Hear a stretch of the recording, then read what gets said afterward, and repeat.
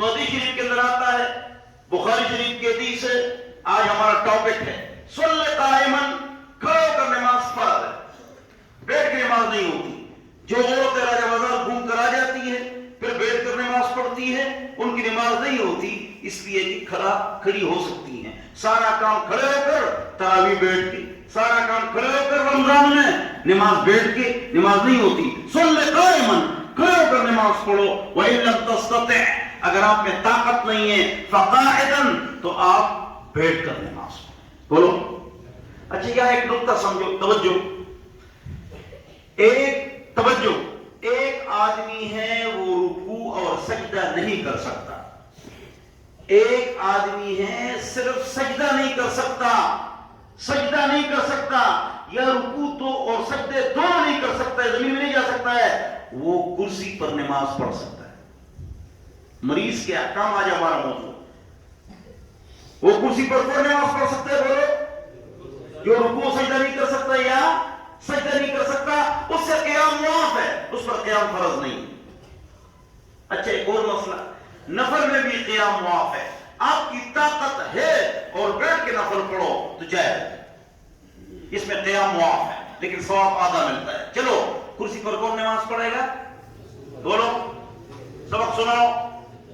سجدہ نہیں کر سکتا یا رکوع سجدہ دو نہیں کر سکتا، پھر کیسے نماز پڑھے گا؟ توجہ، ہاتھ یہاں کہاں ہوں گے؟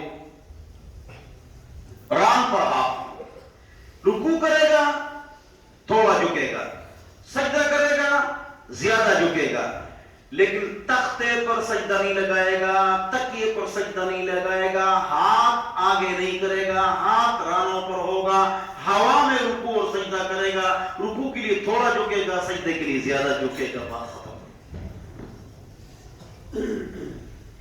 اگر زمین پر بیٹھ کے نماز پڑھے اور رکوع کرے تو پیچھے سے نہیں اٹھے گا، کھوڑے نہیں اٹھائے گا، بلکہ صرف ٹیڑھا ہوگا ایسا، لیکن پیچھے سے نہیں اٹھائے گا۔ مریض کے احکام، تو مریض کے احکام میں ایک وضو ہے، اگر وضو نہیں ہے تو تیمم ہے۔ تو میں نے کہا سیاچن میں ابھی آپ کے سامنے بات ہو گئی کہ اگر برف ہے اور آپ وضو کر رہے ہیں تو آپ برف اپنے چہرے پر ملو گے، توجہ، ہاتھ پر برف ملو گے، 3 قطرے نیچے چلے جائیں، 3 قطرے نیچے چلے جائیں، آپ کا وضو دھو لیا گیا۔ میں نے آپ کو بتایا، ایک بار منہ میں پانی ڈالا، ایک بار ناک میں پانی ڈالا، غرغرہ اور ناک کی کچی ہڈی تک پانی پہنچانا فرض نہیں، واجب نہیں، نہ ڈالو تو غسل ہو جاتا ہے۔ آپ نے ڈالا اور پورے بدن کو دھویا، اتنا دھویا کہ پانی نیچے چلا گیا، آپ کا غسل ہو گیا۔ تو غسل آپ نہیں کر سکتے ہیں، وضو آپ نہیں کر سکتے ہیں، یا پانی نہیں ہے یا پانی ہے لیکن اس کو آپ استعمال نہیں کر سکتے ہیں، تو اس صورت میں آپ تیمم کریں گے۔ تیمم پر بعد میں بیان ہوگا، ابھی نہیں، بس تیمم آپ کر سکتے ہیں۔ کب؟ کپڑے پر تیمم نہیں ہوتا ہے، لوگ کپڑوں پر تیمم کرتے ہیں، پلاسٹک پر کرتے ہیں، نہ، ایک ڈھیلا ہے اس پر آپ نے پانی ڈالا، توجہ، ڈھیلے پر پانی ڈالا وہ تو گیلا ہو گیا، اس پر آپ تیمم کر سکتے ہیں۔ یہ ضروری نہیں کہ اپنے لیے پاؤڈر لگاؤ، پاؤڈر نہیں، ڈھیلا ہے اس پر آپ نے پانی ڈالا، پھر وہ کیا ہو گیا؟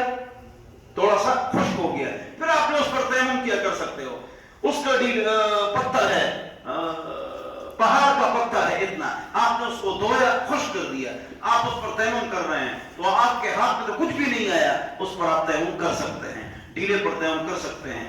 مٹی کی جو جنس میں ہیں اس سے آپ تیمم کر سکتے ہیں، پلاسٹک پر، کپڑے پر۔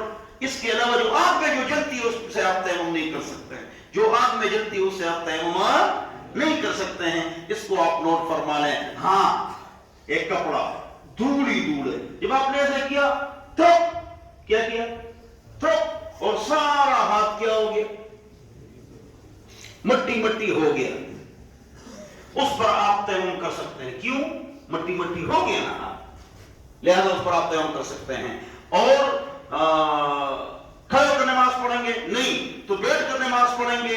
نہیں۔ اب اشاروں سے نماز، یہ روایت بخاری شریف کی تھی، کھڑے ہو کر نماز ورنہ بیٹھ کے نماز۔ اب روایت آ گئی ابو داؤد کی۔